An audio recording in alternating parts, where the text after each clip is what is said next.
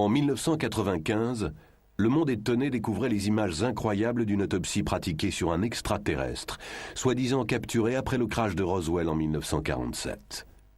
Il s'agissait du dernier et du plus spectaculaire rebondissement de l'affaire ufologique la plus célèbre du siècle. Une affaire qui continue à nous questionner, plus de 50 ans après les faits, un véritable mythe moderne.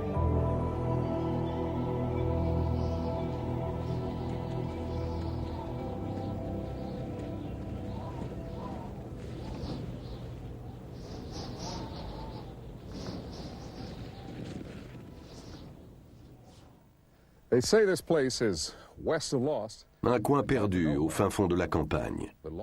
Mais il y a longtemps, plus de 40 ans, quelque chose est tombé ici. Et très vite, de Londres à Los Angeles, on entendit parler de ce ranch d'élevage de moutons dans le désert, au nord-ouest de Roswell, au Nouveau-Mexique. Ça s'est passé en 1947 et le mystère demeure aujourd'hui. Mais est-ce bien le cas? Quelqu'un, quelque part, aurait-il la réponse qu'il aurait caché tout ce temps?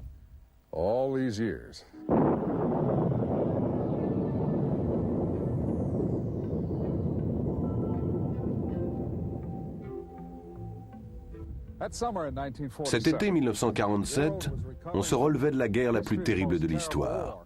Pourtant, pour les Américains du moins, c'était le retour à la normale. Normale, un mot très intéressant.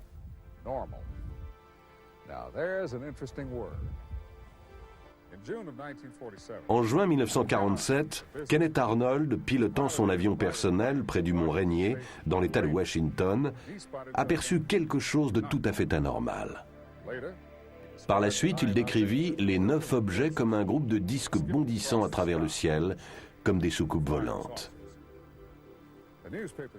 La presse s'en empara, soucoupe volante. Le mot est resté.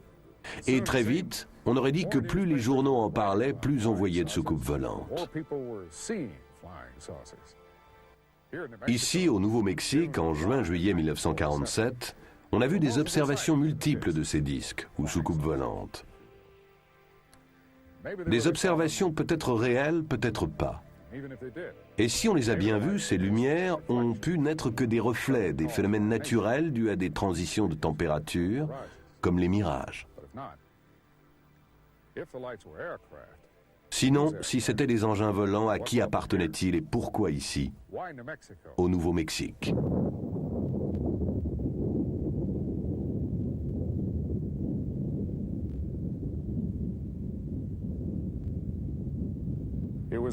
L'événement fut un désastre pour la Terre entière.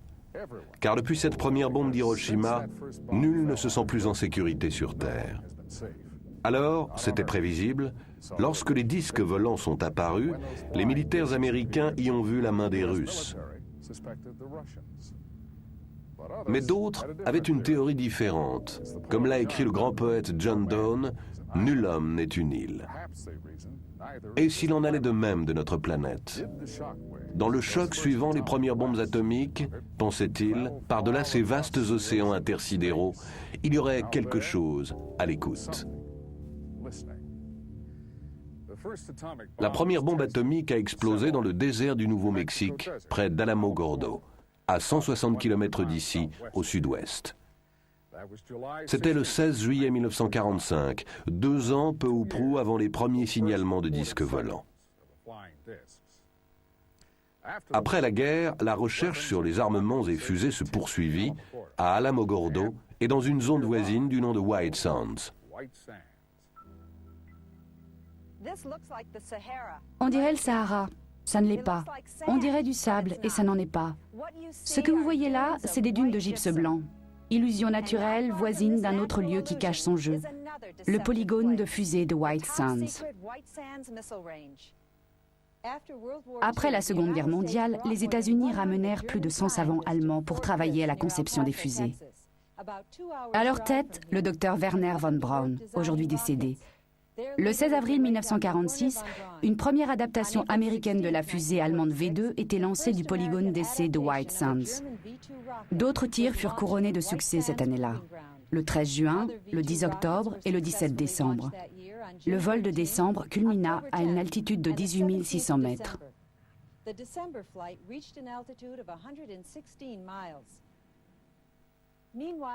Au même moment, la seule force de frappe à capacité nucléaire au monde était en état d'alerte permanente.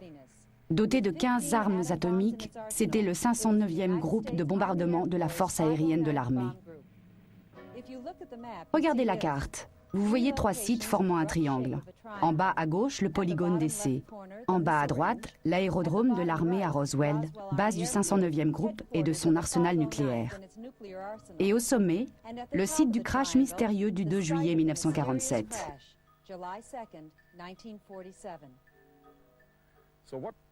Alors, qu'est-ce qui s'est crashé ici? Un appareil de reconnaissance ennemi? Un appareil russe, genre U-2? Cela ne tient pas. Les forces aériennes de l'armée et le Pentagone sont vite intervenus pour présenter une autre version, on le sait. Mais des indications emportent la conviction. La version officielle était fausse. Là, dans ces larges espaces, dans le haut désert du comté de Lincoln, le ciel semble aussi vaste que le territoire où souffle le vent, où les moutons paissent. Et le temps semble s'armer de patience, comme l'œil du vieil Indien. Un rancher du nom de Mac Brazel s'était installé ici. Le 3 juillet au matin, il fit la découverte. Dispersé sur une aire d'1 kilomètre de long environ, sur quelques 80 mètres de large, un bric-à-brac de débris de choses. Il y en était tombé partout, dans le sable humide, dans les rigoles emplies d'eau de pluie. La nuit d'avant, un violent orage s'était abattu sur le désert. Mais Mac Brazel s'est souvenu d'un coup de tonnerre plus fort que les autres, presque trop fort pour que ça soit du tonnerre. Et là, avec ces débris jonchant le sol, il s'est demandé, le tonnerre ou une explosion? Il y avait des pièces métalliques et d'autres matériaux légers comme du papier d'alu, des fibres comme de la ficelle, et de minces tiges à l'allure de poutrelles et portant des marques qui lui faisaient penser aux symboles que les Indiens marquent dans l'argile. D'autres, les voyant par la suite, les ont comparés à des hiéroglyphes égyptiens. Mac se rappelle que les débris étaient si drus que les moutons ne voulaient pas passer par le champ. Il a dû leur faire contourner, alors que le point d'eau est à plus d'1,5 kilomètre. Il ramassa quelques pièces et les porta à ses voisins les plus proches, Floyd et Loretta Proctor. Il nous a décrit les pièces. Nous, on lui a conseillé d'aller à Roswell pour le signaler. Vous savez, il y avait une récompense pour les ovnis. À l'époque, on disait soucoupe volante. Ce soir-là, après sa visite chez les Proctor, Mac est retourné au champ de débris. D'après son fils Bill, Mac en rapporta une grosse pièce qu'il mit à l'abri dans cette grange, toujours debout 50 ans plus tard, à 5 kilomètres au nord du lieu du crash. C'est l'origine des histoires prétendant qu'un rancher aurait trouvé une soucoupe volante et l'aurait planquée dans sa grange. Mac avait encore de l'ouvrage. Les 2 jours suivants, les 4 et 5 juillet, il s'occupa de ses moutons. Puis, le 6 juillet, une fois ses tâches courantes réglées, il prit sa buick et partit pour Roswell. Mac se rend d'abord au bureau du shérif. Alors les choses se précipitent. Le shérif George Wilcox envoie 2 de ses adjoints au ranch et appelle le 509e groupe de bombardement à l'aérodrome de l'armée à Roswell. Presque aussitôt, l'officier de renseignement aérien du 509e groupe, le major Jesse Marcel, arrive au bureau du shérif. Il est escorté d'un agent du contre-espionnage en civil. Le major Marcel appelle l'officier commandant le 509e groupe, le colonel William Blanchard. Le colonel donne alors l'ordre au major Marcel, ainsi qu'à l'agent du contre-espionnage, de se rendre au ranch en compagnie de Brazel pour mener leur enquête. À l'époque, la route n'était pas en meilleur état qu'aujourd'hui. Il faisait nuit quand ils sont arrivés. Entre-temps, les 2 adjoints du shérif étaient revenus à Roswell avec leur propre version. Ils n'avaient pas pu trouver le champ de débris à les entendre. En revanche, ils avaient découvert ceci, un cercle de sable vitrifié dans un pâturage. Comme après un bombardement. Un grand cercle tout brûlé, oui. Le major, le rancher et l'agent du contre-espionnage ont passé la nuit à l'abri pastoral. Plus tard dans la soirée, le major Marcel est venu ici, dans la grange, avec un compteur Geiger pour inspecter la pièce que Mac avait remisée là. Aucune trace de radioactivité. Le lendemain, 7 juillet, ils ramassent autant de débris qu'ils peuvent en charger dans la buick du major et le fourgon de l'armée. À la fin du jour, ils repartent pour Roswell. Depuis des années, nombre d'enquêteurs tentent de résoudre l'énigme de Roswell. En 1980, le colonel Charles Berlitz, avec William Moore, ont publié leurs conclusions dans un livre. L'incident de Roswell. 10 ans plus tard, de nouveaux faits fascinants ont été révélés grâce aux efforts de Don Schmitt et Kevin Randle. Don est directeur des investigations spéciales du Centre de recherche sur les ovnis à Chicago. Kevin est officier de renseignement avec le grade de capitaine dans la réserve de l'US Air Force. Leur livre, Le crash d'ovnis à Roswell, met en place ces éléments essentiels pour notre puzzle. Don et Kevin sont les premiers à mener une investigation scientifique sur les lieux mêmes des crashs. Ils ont accepté de nous rejoindre ici à Corona, au Nouveau-Mexique, où, autre première, nous apportons des caméras de télévision sur les lieux du crash. Ils nous ont conduits sur un terrain défoncé, sans route. Nous avons rejoint le ranch Brazel par le coin le plus reculé, arrivant au lieu du crash par le nord-ouest. Si jamais endroit se prêtait au secret, c'est bien celui-ci. Début septembre 1989, le Centre d'études sur les ovnis a monté les premières fouilles archéologiques sur le site même du crash de Roswell. On a pris une équipe de 10 membres, 3 scientifiques, 2 à formation archéologique, 2 des laboratoires nationaux. On s'est centré non seulement sur le champ de débris lui-même, mais sur des terrains plus écartés. Nous espérons encore retrouver quelque chose dans des cavités, dans un puits de 2,50 m et dans d'autres lieux marécageux à l'écart du site du crash.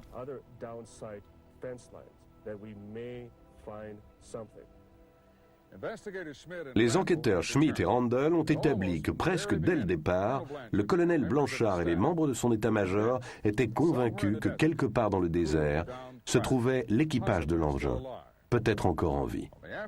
L'après-midi du 8 juillet, Mac Brazel est emmené dans un appareil de l'armée au-dessus de son ranch pour aider à la recherche de l'équipage disparu ou de leur corps. Dans ses recherches, Kevin Randle a retracé l'itinéraire suivi par cet appareil. Nous lui avons demandé de refaire le parcours, cette fois avec une de nos caméras à bord. Pas de doute, le 8 juillet, le 509e groupe de bombardement lance une opération de reconnaissance aérienne. Ils veulent trouver le reste de l'engin. Ils pensent que l'épave doit être plus importante que le champ de débris. La reconnaissance aérienne pouvait servir à ça. L'idée, c'est qu'en emmenant Mac Brazel, rancher connaissant bien le terrain, si on retrouvait des éléments de l'engin, il pourrait ensuite les conduire directement sur le site. L'engin a fait une reprise, il a décollé du champ de débris, il a laissé un sillon et pris de l'altitude. Kevin pense qu'il est resté en vol encore quelques secondes après l'explosion.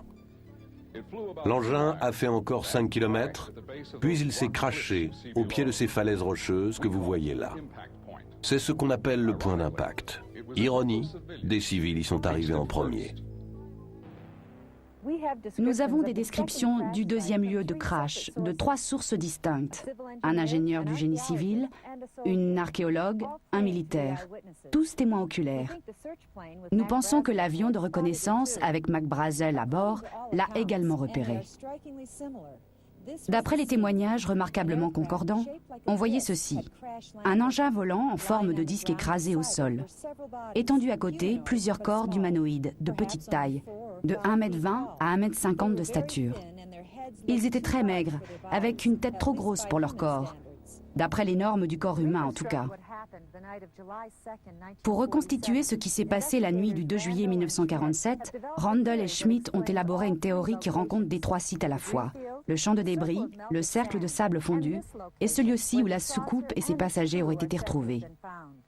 Dans la tempête, l'engin a une avarie. Il perd de l'altitude et atterrit ou rebondit au ras des pâquerettes. La chaleur intense qu'il dégage vitrifie le sable. Reprise d'altitude, mais il ne reste en vol que quelques kilomètres, en difficulté. Alors en perdition, l'engin vole encore, disons 3 km au-delà du champ de débris. Un voyage de plusieurs années-lumière à travers l'espace s'achève dans le désert du Nouveau-Mexique. Pour l'équipage blessé, sans ressources, la mort inéluctable. Le 8 juillet, quand le deuxième site de crash est découvert, les choses vont se précipiter. Les premiers soldats arrivés au disque découvrent que des civils les ont précédés. À la base, on reçoit des coups de fil. Ça n'arrête pas. Le monde est galvanisé par le communiqué de presse officiel. Il annonce que le 509e groupe a récupéré une soucoupe volante. Walter Haut vit toujours à Roswell. Il s'y est établi après avoir démissionné de l'armée de l'air. Le lieutenant Walter Haut était l'officier chargé de l'information du 509e groupe. C'est lui qui rédigea le communiqué de presse. Bientôt, on reprocherait au lieutenant son initiative malvenue et son enthousiasme naïf. Je crois qu'on m'a encadré, pas moi seulement, mais le colonel Blanchard aussi. Je ne vois qu'un seul motif. Il voulait occulter l'histoire et garder tout ça secret.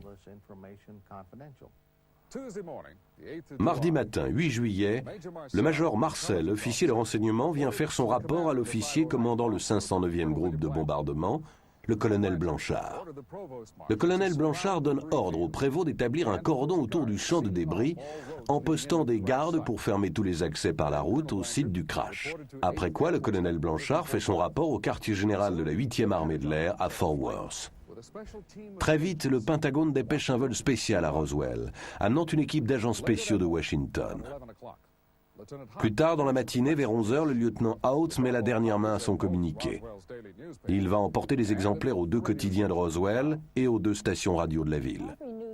Tout organe d'information est abonné aux services de dépêche d'agence, tels que l'Associated Press, Reuters ou United Press International. De nos jours, au Roswell Daily Record, les dépêches tombent via un ordinateur plutôt que sur des téléscripteurs. Mais même en 1947, l'information pouvait être répercutée depuis Roswell dans le monde entier en quelques minutes. Exactement ce qui est arrivé. Dès midi, ce 8 juillet, toutes les lignes téléphoniques vers Roswell sont saturées. Au 509e groupe même, le colonel Blanchard n'arrive plus à passer un coup de fil à l'extérieur. Inaccessible. Dès 16h cet après-midi-là, Mac Brazel était de retour à Roswell, après avoir aidé la mission de reconnaissance qui avait repéré le 2e site du crash. L'événement qui s'ensuivit reste un classique de foutoir militaire. L'armée ne sait plus où trouver Mac Brazel. Mais Walt Whitmore, c'est à l'honneur de la station radio KGFL, le retrouve. Voilà ce que Judd Roberts nous en dit. Il l'a trouvé et lui a suggéré de passer chez lui. À l'époque, c'était à l'autre bout de Roswell. On s'est dit que ça serait utile d'avoir les informations qu'on cherchait. On a pu dire, vous avez voulu le questionner et le tenir caché. Moi, plus simplement, je réponds, nous lui avons donné un lieu pour passer cette nuit-là, à l'abri de ceux qui le questionnaient. Toujours assailli d'appels, d'aussi loin que Londres ou Hong Kong, le Roswell Daily Record fait ses gros titres avec l'affaire. La présentation par le journal se basait sur le communiqué du lieutenant Haut. Mais nous le savons aujourd'hui, plus de 40 ans après, les médias étaient sur le point d'être coupés des faits, victimes d'une campagne de désinformation. Les officiers de l'armée retrouvent Mac Brazel et le mettent en détention à domicile. Des heures d'interrogatoire serrées allaient suivre, et on le soumet à un examen médical complet. Puis, le 9 juillet, à la station de radio KGFL, Walt Whitmore reçoit un coup de fil personnel de Washington. Il reçoit consigne de ne rien faire passer sur les ondes de son interview de Mac Brazel. On nous a fait comprendre que si nous voulions conserver notre licence, il serait bon de ne rien diffuser. Sinon, nous avions 24 heures pour nous trouver un autre job que la radio.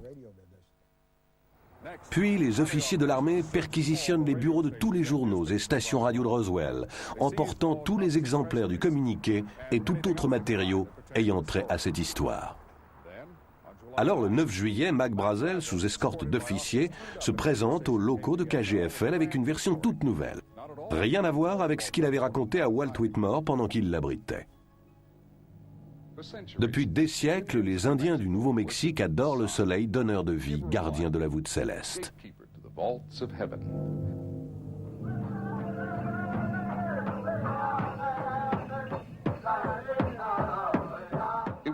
C'est pour en savoir plus sur l'antique culture indienne qu'un groupe d'archéologues s'était rendu dans le désert le 8 juillet 1947 au matin.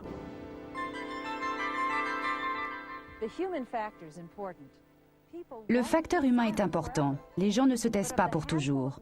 Mais de la poignée de témoins qui ont parlé de ce qu'ils ont vu ici au deuxième site de crash, la plupart sont morts aujourd'hui, emportés par la maladie ou la vieillesse. Nous ne pouvons que rappeler qui ils étaient, leurs multiples différences, et aussi le fait qu'ils disent tous avoir vu les mêmes choses. Un engin volant apparemment non produit sur Terre et des créatures n'ayant pas l'air d'être nées sur notre planète. Une fois le deuxième site de crash repéré, l'armée fit très vite. De l'avion où il était embarqué, Mac Brazel guida les hommes de troupes dans leur approche. Mais avant que l'armée n'arrive, un ingénieur du génie civil faisant un relevé pour un programme d'irrigation était tombé sur le site par hasard. Son nom, Grady Barnett. De l'accord de tous, une personnalité bien carrée. Proche de Barnett, Vern Maltese se rappelle son ami évoquant sa découverte des corps et sa description de ceux-ci. Il m'a dit « Bon, je vais te raconter quelque chose que je ne suis pas censé divulguer. » Il a trouvé cet objet au sol qui était de la forme d'une soucoupe volante éventrée. Alors il est sorti de son camion et il est allé voir. Et il y avait 4 humanoïdes gisant par terre. Ils étaient couverts d'une sorte d'ensemble de couleur terne, haut de 90 à 120 cm. Ces habits étaient très ajustés et ils les couvraient entièrement, sauf la tête et les mains qui étaient découvertes. La tête était sans cheveux, un peu en forme de poire. Les mains étaient nues.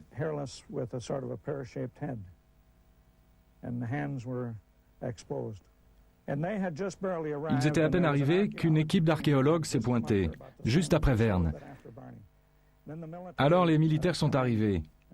Ils ont cerné l'endroit. Ils ont appelé les équipiers d'Orwell, de la mission archéologique, et Barnett. Et ils leur ont donné l'ordre de ne jamais divulguer ça.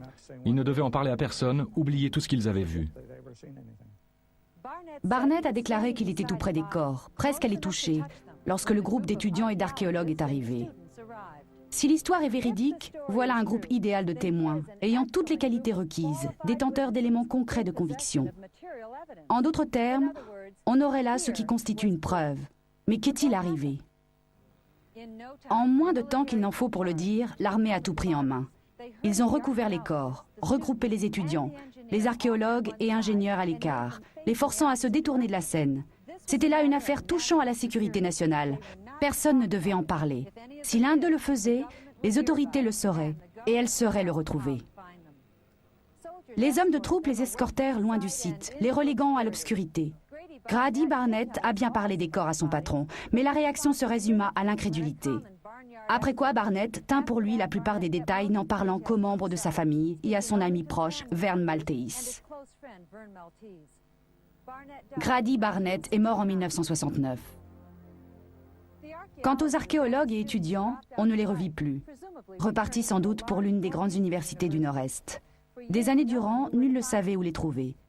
Puis en 1979, une femme atteinte d'un cancer fit une déposition sur son lit de mort à l'une des infirmières de l'hôpital local de Saint-Pétersbourg en Floride. J'étais infirmière dans un service pour patients en phase terminale. Un jour, je vais donner son bain à une patiente. Elle était plus alerte que d'ordinaire. Elle se comportait d'une façon très soupçonneuse. Elle me demande de tirer les rideaux. Elle veut savoir s'il y a une autre patiente dans l'autre lit. Je dis non, mais ça m'a surprise.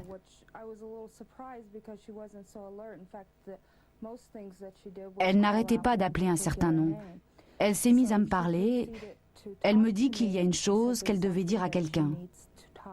J'ai gardé ça longtemps, me dit-elle.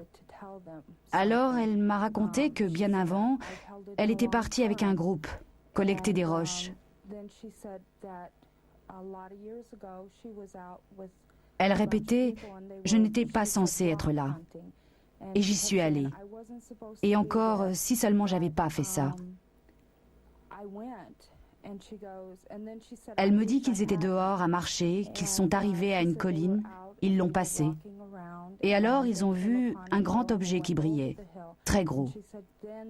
Ils ont voulu le voir mieux. Alors, ils se sont approchés. C'était un gros objet par terre, circulaire. Et par terre, il y avait des sortes de couvertures. L'un des gars de l'équipe est allé voir, retirer des bâches. Et elle m'a dit qu'il s'agissait d'êtres tout petits. Elle ne pouvait pas le croire. Vraiment des êtres de petite taille. Ils avaient des têtes très grosses, de très grands yeux. Et ils étaient couverts d'une sorte d'étoffe brillante. Je ne me rappelle pas si elle a parlé d'une couleur. Je crois qu'elle a dit bleu, mais là, je ne me souviens pas vraiment maintenant. Mais c'était si brillant que c'était comme du liquide ou du vif argent. Mais alors elle s'est montrée très ennuyée. Elle m'a dit « Vous n'en parlez à personne, jamais à personne ». À ce moment-là, elle a juste commencé à regarder dans la pièce. Elle avait un comportement très paranoïaque et elle m'a dit « Parce qu'ils peuvent toujours vous retrouver ». Et moi, qui peut toujours nous retrouver ? Elle m'a dit « Les autorités ».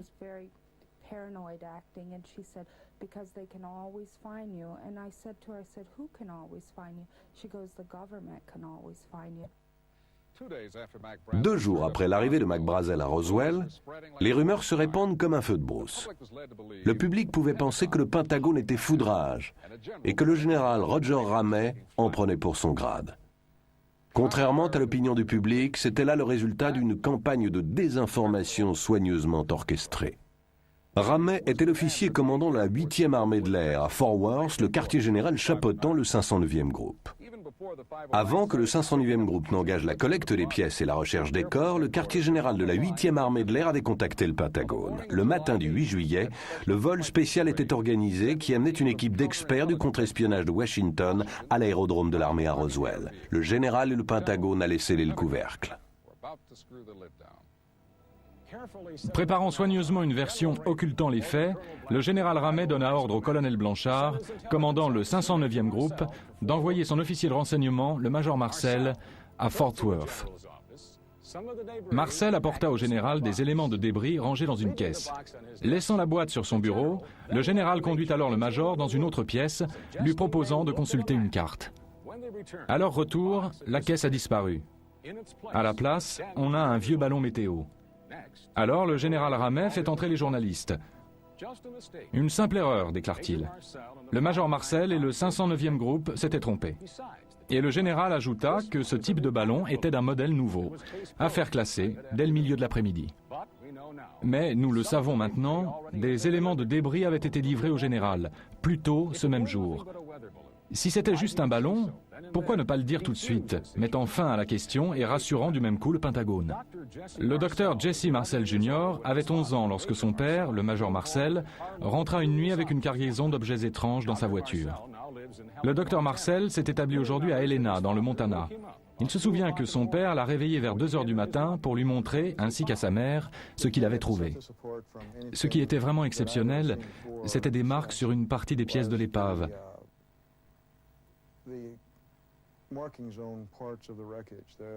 Sur les poutrelles en nid, la structure, il y avait comme de l'écriture. Je me souviens, j'ai pensé à l'époque que c'était comme des hiéroglyphes. Mais ça n'était pas vraiment ça, plutôt des formes et des symboles géométriques, sur la face interne de la poutrelle en nid. Elles avaient une couleur violet métallique, comme gravée dans la matière même. C'est le plus singulier, ce qui distingue ça de débris plus banals. Je sais parfaitement que ça n'était pas un ballon sonde ou un réflecteur radar, comme l'armée de l'air l'a affirmé. Parce que, même tout jeune, je connaissais l'aspect d'une mire radar ou d'un ballon sonde. Puisque c'est la version qu'ils ont présentée pour se couvrir, avec une insistance peu banale, je savais qu'il devait y avoir quelque chose d'exceptionnel dans tout ça. Alors j'en suis venu à réaliser que ça ne venait pas de notre monde.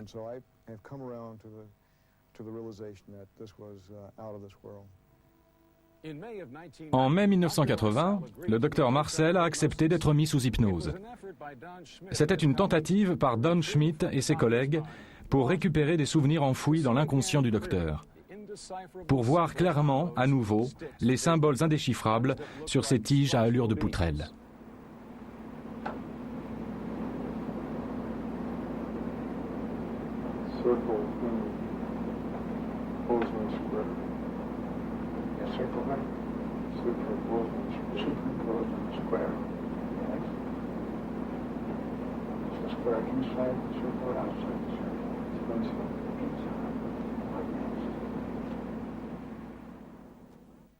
Ici, sur le champ de débris, pendant que le général diffusait la version du ballon-sonde, des escouades de soldats étaient toujours à charger des brouettes.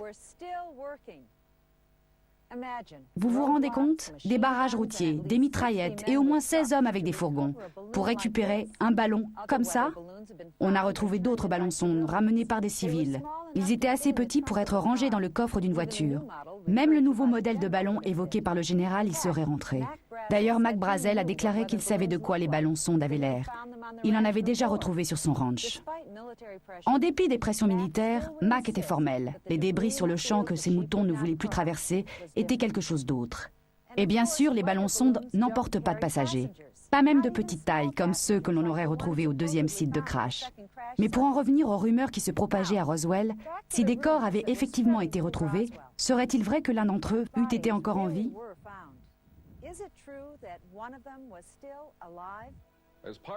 Pour leurs investigations, Don Schmitt et Kevin Randle se sont entretenus pendant 2 ans avec plus de 250 témoins en rapport avec le crash de Roswell. Ils ont écarté les témoignages de seconde main. Ils ont éliminé les sources peu fiables, suspectes d'exagération ou d'informations fantaisistes. Pour la préparation de ce documentaire, nous avons enregistré des entretiens avec plus de 25 personnes dont les antécédents ont été vérifiés et soigneusement passés au crible. Nombre d'entre elles ne se sont jamais rencontrées. Et pourtant, leurs versions s'accordent toutes. Chaque élément du puzzle venait s'encastrer, rien n'indiquait une collusion. Jack Rodin a grandi à Roswell. Il y vit toujours. En 1947, son père, photographe professionnel, était de ceux qui suivirent l'affaire. Jack se rappelle toujours 4 mots énigmatiques. Un jour ou 2 après l'annonce de la version du ballon météo, je l'ai interrogé là-dessus. Je voulais savoir ce qui se passait vraiment, ce qui s'était produit. Et il a prononcé ces mots. Ils l'ont tué. Il avait ce pouvoir de dire plein de choses en peu de mots. Des mots qui pouvaient se comprendre de plus d'une façon. Je lui ai demandé, « Tu veux dire quoi? Ils ont tué l'affaire ?» Et lui n'en voulait pas démordre. Il répéta seulement, « Ils l'ont tué. » Et moi, « Ils ont tué quelqu'un ?» Alors je ne pouvais pas insister. Je me suis abstenu. Mais je n'ai pas oublié. Frankie Rowe a tenté de ne pas se souvenir. Elle affirme avoir reçu des menaces. Elle devait tout oublier sur l'incident sous peine d'être séparée de sa famille ou d'être mise en prison. Mais des années plus tard, à mesure que des pans de l'histoire étaient publiés, les souvenirs de Madame Rowe sont revenus en force. Les souvenirs et la colère. À présent, elle est convaincue que le public américain a le droit de tout savoir, toute l'histoire, et même de petits fragments, comme ces fragments de métal qu'elle a vus et qu'elle a touchés. Il a sorti sa main de sa poche. Il tenait un morceau de ce matériau roulé en boule, une boule minuscule. Il l'a laissé tomber sur la table. Ça s'est répandu comme du liquide ou du mercure, sans un pli. On a tous pu le toucher, le ramasser.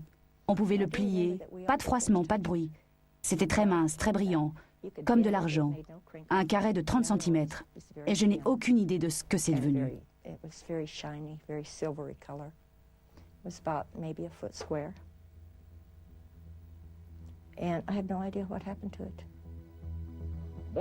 Plus de 40 ans ont passé depuis le crash. Les autorités s'en tiennent toujours à la même version officielle. L'autorité militaire oppose toujours un mur de dénégation. Pourtant, des fissures, depuis quelques années, quelques fissures sont apparues dans ce mur. Le major Marcel allait en reparler avec son fils, pour dire que non, ça n'était absolument pas un ballon météo. Et tout à coup, un officier à la retraite de l'armée de l'air révèle à sa femme un étonnant secret. Mais d'abord, présentons l'histoire de Brownie. Melvin A. Brown était sergent au 509e groupe au Nouveau-Mexique au moment du crash. Par la suite, il fut muté en Angleterre. Il épousa une Anglaise et à l'âge de la retraite s'établit avec sa famille dans la banlieue de Londres. Au fil des années, à plusieurs reprises, il évoque pour les siens des bribes d'une étrange histoire. Mais sur son lit de mort, en 1982, Brownie livra le reste de son secret et révéla le numéro d'un compte en banque confidentiel. Aucune trace de fonds pour ses proches. Et le numéro de compte n'apparaît nulle part. Cependant, sa famille se demande toujours s'il y aurait de l'argent qui les attend quelque part. Ils se demandent et se rappellent les paroles de Brownie. Un peu comme si, une fois raconté son histoire, il l'avait regretté. Tous les soldats disponibles au sol, là je cite ses propres termes, je m'en souviens, tous les soldats disponibles au sol ont dû aller dans le désert où une soucoupe volante était tombée. Ils ont tous dû monter la garde autour de cet endroit et tout surveiller autour, sans funer. Apparemment, un type a quand même été voir et ils ont soulevé la bâche. C'était des fourgons à bâche intégrale. Je ne sais pas ce qu'il voulait dire. Sans doute une histoire de bâche. Ils ont imité l'autre. Ils ont soulevé les bâches et ils ont vu 2 corps, je crois. Mais ma sœur dit 3 corps. Là, on n'est pas d'accord. Ils ont vu des corps d'une taille de 1,20 m, pas plus, peut-être moins. Des têtes bien plus grosses que d'ordinaire, des yeux bridés et la peau jaune.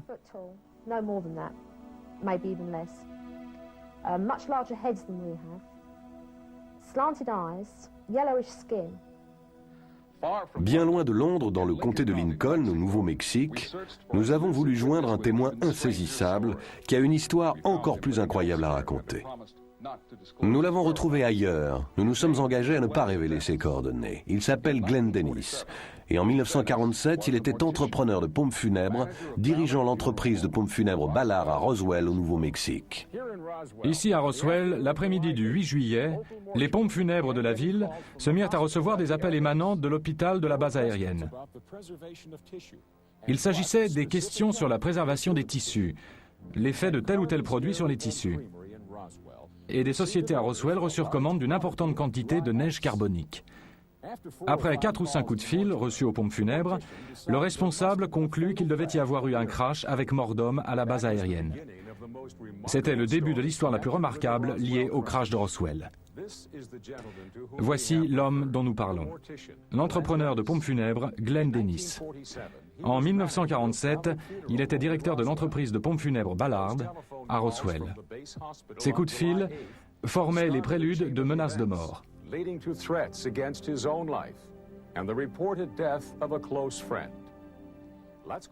Revenons donc à cet après-midi du 8 juillet.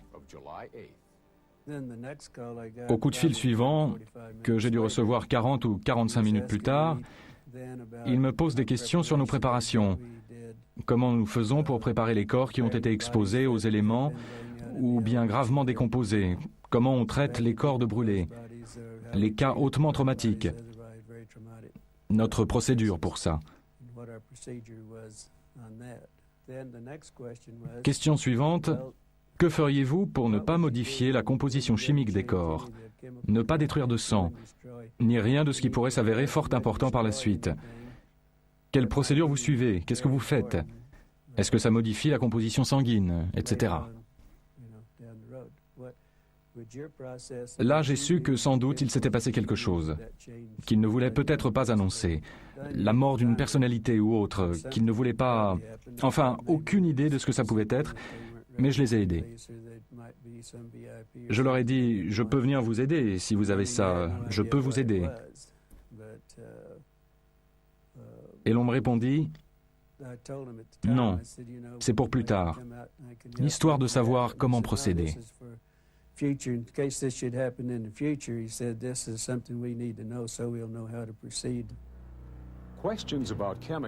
Des questions sur les produits, les tissus, la préservation du sang et autres fluides physiologiques. Des questions bien bizarres. Si les médecins de la base étaient en train d'autopsier les restes, au moment de ces coups de fil, il s'ensuit que dès le 8 juillet, les corps avaient été enlevés du 2e site du crash et déposés à l'hôpital de la base, ce qui correspondrait à des détails clés du récit du sergent Brown.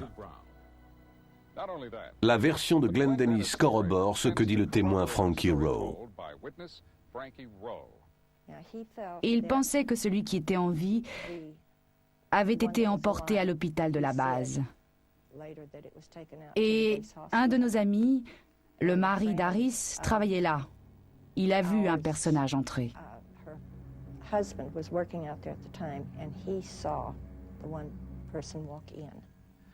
Plus tard dans l'après-midi, Glenn Dennis amène un aviateur blessé à l'hôpital de la base suite à un incident de circulation. Entrant en salle d'urgence, Dennis vit des débris à l'arrière d'une ambulance de l'armée garée là. Ce que j'ai remarqué d'insolite à ce propos, c'était des inscriptions ou une bordure autour du fragment, une dizaine de centimètres, mais ça suivait le bord de ce fragment d'épave. Et à ce moment, une fois rentré, j'ai songé à quoi ressemblait ce fragment. Ça m'a fait penser à une inscription égyptienne, peut-être des figures. After I got back, I got to thinking about this and what the border looked like, and it kind of reminded me, of an Egyptian inscriptions of figures and whatever. Et là, une autre pièce de notre puzzle se met en place. Il semble que le médecin était en plein examen des corps lorsque M. Dennis est entré dans la salle d'urgence. Ils étaient assistés par une infirmière dont il nous dit que c'était une proche amie. Une des infirmières, lieutenant du corps des infirmières que je connaissais très bien, elle était très remontée. Elle m'a dit « Comment tu es entré ici? Qu'est-ce que tu fais là? Sors d'ici tout de suite, ou tu vas avoir de gros ennuis. Sors vite fait. » L'infirmière s'éclipse dans une autre pièce, sans doute là où l'autopsie était toujours en cours. Mais de gros ennuis attendaient Glenn Dennis, à cause d'une remarque faite à un officier qui le bloqua à la sortie. J'ai dit « On dirait qu'il y a eu un crash. » Et puis encore, je vois des débris dans les ambulances. C'est sans doute là que je me suis attiré des pépins, juste là. Il me dit « Un instant, s'il vous plaît. » Et il va à la porte, fait signe, et là, 2 types de la police militaire débarquent.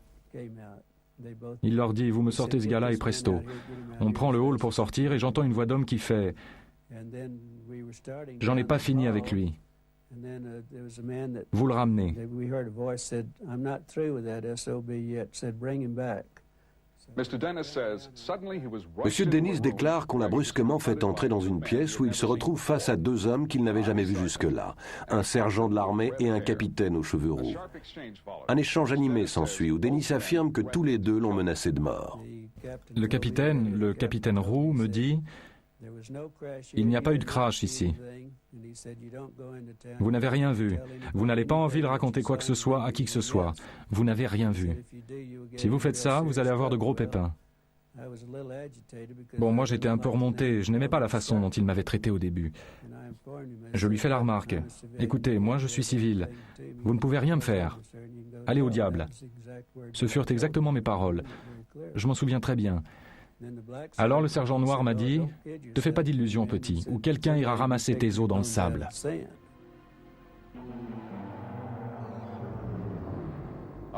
Le capitaine de l'armée Henderson s'est tu fort longtemps. Il ne s'est exprimé qu'après avoir vu que d'autres avaient rompu le silence. Il était alors à la retraite installé en Californie. Il y avait une rumeur depuis longtemps. L'un des pilotes assurant un vol au départ de Roswell aurait vu les corps. Mais ce n'est qu'en 1982 que la rumeur devint réalité. Lorsque Papy Henderson parla enfin, il dit à sa femme « Ça fait des années que je brûle de te le dire. » Nous étions à l'épicerie à San Diego, où nous vivions depuis des années, et à la caisse, là, un journal.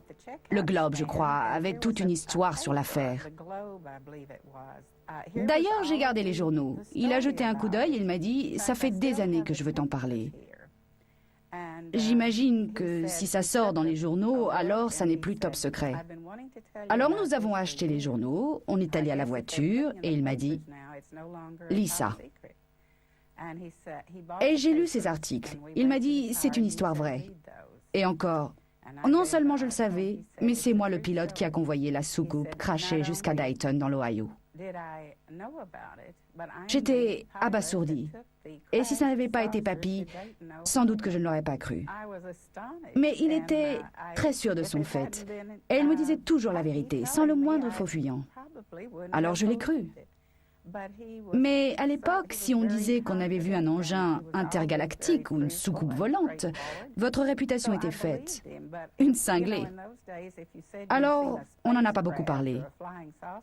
Mais ça faisait des années, quand on lui demandait ce qu'il pensait des soucoupes volantes, sa réponse était toujours « pas de fumée sans feu ».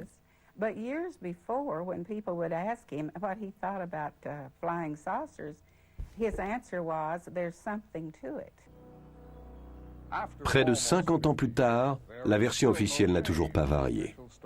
Mais qu'un vaisseau spatial se soit écrasé ou non au Nouveau-Mexique, une chose reste certaine. Les histoires touchant à l'incident ont été ensevelies depuis des dizaines d'années sous plusieurs strates de secrets, ce qui amène à la question la plus fascinante de toutes. Pourquoi ? La preuve de l'existence d'une vie intelligente sur une autre planète ruinerait-elle notre civilisation? Mettrait-elle à bas l'édifice de la science? Minerait-elle la religion? Est-ce cela que l'on craint? Il y a des siècles, ces mêmes craintes motivaient les adversaires de Copernic et de Galilée, qui ont révélé les vérités de base que tout écolier sait de nos jours, que le Soleil est le centre de notre système solaire et que la Terre tourne autour de lui. Ou bien y a-t-il encore autre chose? Les visiteurs, à supposer qu'il y en ait, pourraient-ils être des prédateurs, sans égard pour les vies et les souffrances humaines? Nos leaders nous ont-ils protégés d'une vérité terrifiante? Même alors, quel intérêt présentent pour nous tous ces secrets? Quelques décennies de fausse tranquillité? Eh bien, les choses évoluent. Alors que nous en sommes au terme du XXe siècle, nous sommes arrivés à la fin du temps de l'innocence. Les gens exigent la vérité. Et pourtant, c'est une vérité qui pourrait nous ébranler. Nous ne serons peut-être plus jamais assurés d'être maîtres chez nous, ici sur Terre, ni même tout à fait certains d'être seuls dans l'univers.